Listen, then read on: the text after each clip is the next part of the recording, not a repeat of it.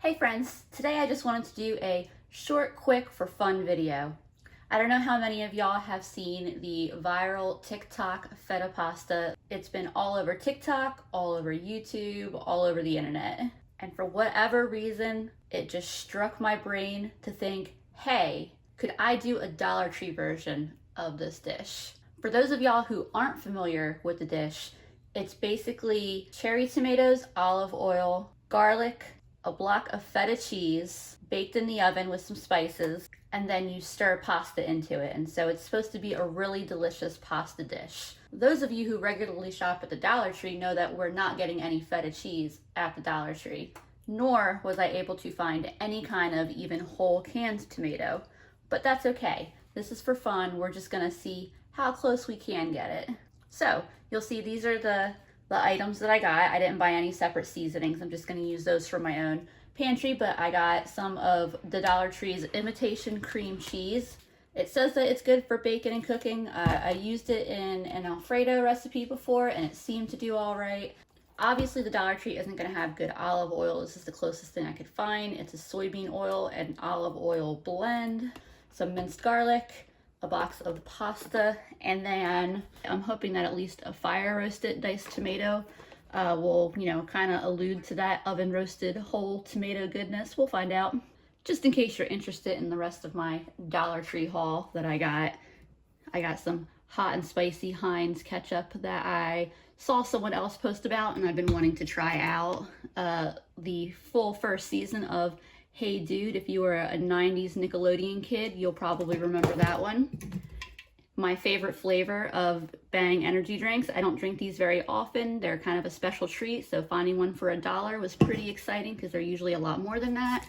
And then same thing with this cranberry juice. We don't drink a lot of juice in this house, but this is one of the ones that we used to like to get from the regular grocery store, and it was like $2.50, so finding it for $1 was an exciting deal. Anyway, onto the pasta. To start out, here are tomatoes.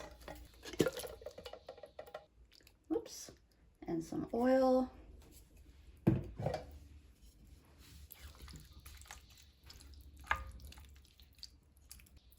gonna add the garlic now. Hopefully that's not too much. I don't know if those words have ever actually left my mouth before. What am I talking about? Too much garlic. I'm gonna nestle our block of cream cheese. I always feel like I gotta emphasize the Z in it, the cream cheese right in there. A little more oil on top. I know it seems like a lot of oil. I know the original recipe did use a lot of oil. And then I'm just gonna season the whole thing. Probably doesn't need a whole lot of salt since we're using canned tomatoes. Whoops. Oh gosh. Nobody saw that.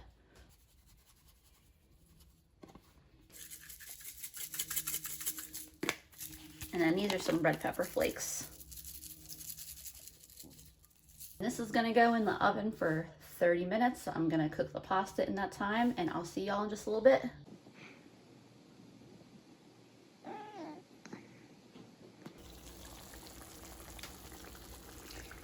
I upped the temperature to 450 and put it in for 10 more minutes after that initial 30 minutes at 400. It does smell really good, I'll tell y'all that. Looks like that cream cheese is going to just melt and distribute in this really nicely. And I also reserved a little bit of the water that I cooked the pasta in, and I'll probably add some of that. Fresh herbs would be ideal to add to this. I don't have any, so I'm just going to add some generic dried seasoning.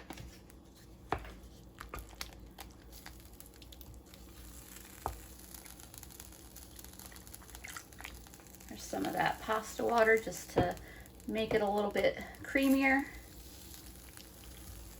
And so that way it covers our pasta better. I made about 16 ounces of pasta, but I don't think I want to actually add a full 16 ounces of pasta. So I'm just gonna put about half of this in, stir it up, and then decide if I want to add more. Nobody wants a pasta without enough sauce. And if for whatever reason this doesn't taste right, we don't throw out food in this house, so I will just doctor it up until it tastes good. But y'all will of course get my honest appraisal first. So all in all, I think I added probably around 12 ounces of pasta. It is time to taste.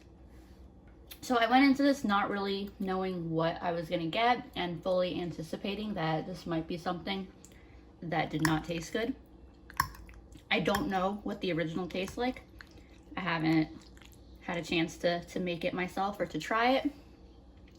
I do think a stronger cheese would have made a more interesting dish. I think the cream cheese was a little neutral, but this is a pretty good dish. I'm probably just gonna stick a little bit of Parmesan on top, and I think that's the only additional seasoning it needs. As is, I'd rate it a solid, probably 7 out of 10. This is not bad. Let me get my other taste tester. It's good. It's nice and creamy. I definitely think it's pretty solid, yeah. It's, I mean, keep going back for it.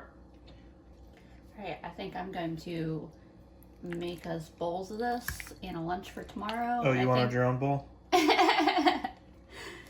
We're gonna go enjoy our dinners. I hope y'all enjoyed the video. Let me know if y'all have tried the viral TikTok pasta recipe or some variation on it, or if you're gonna try it.